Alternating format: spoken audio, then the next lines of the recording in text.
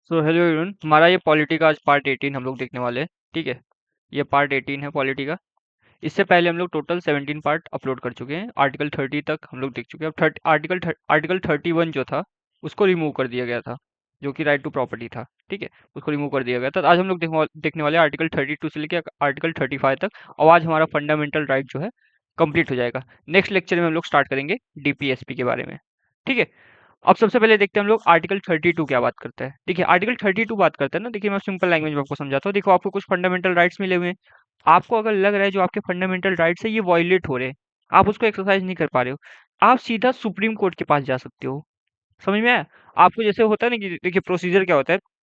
पहले आप किसी लोअर कोर्ट में अप्लाई कीजिए, लोअर कोर्ट का डिसीजन आपको सही नहीं लगता, फिर हाई कोर्ट जाइए, हाई कोर्ट का डिसीजन आपको सही नहीं लगता, तब आप सुप्रीम कोर्ट जाइए। आप डायरेक्ट सुप्रीम कोर्ट नहीं जा सकते, इंडिया का ये लॉ है। ठीक है, आप हायरार्की को फॉलो कीजिए। पर अगर आपको लगता है कि फंडामेंटल राइट आपका वायलेट हो रहा है, आप डायरेक्ट सुप्रीम कोर्ट जा सकते हो। कौन से आर्टिकल के अंदर में? आर्टिकल 32।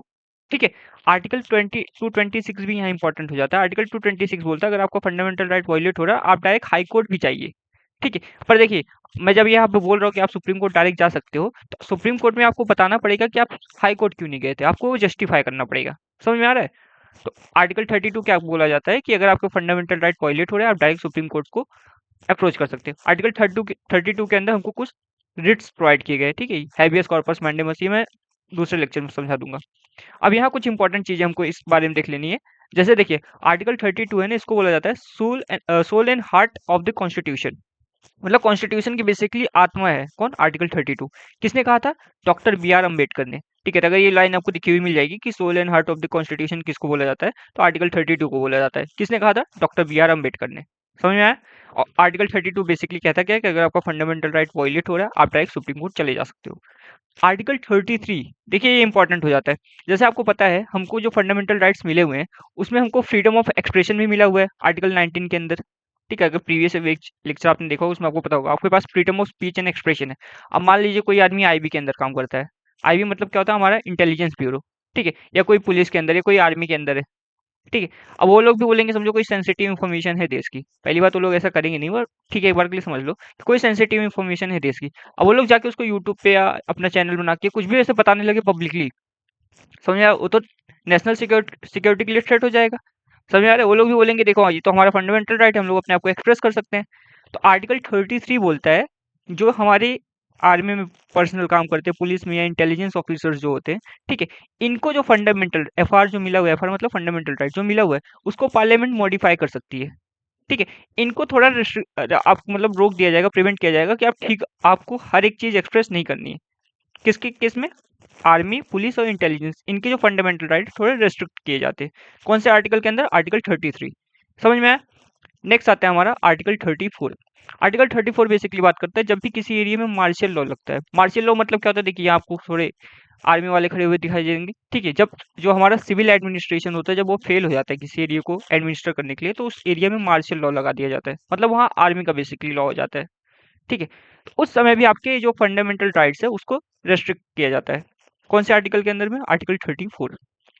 आर्टिकल 35 क्या बात करता है? जो आर्टिकल 35 ये क्या बात करता है? देखिए, अब समझिए मैंने आपको लास्ट सेक्शन में बताया, जो हमारा आर्टिकल 18 है वो बात करता है एबोलिशन ऑफ अनटचेबिलिटी।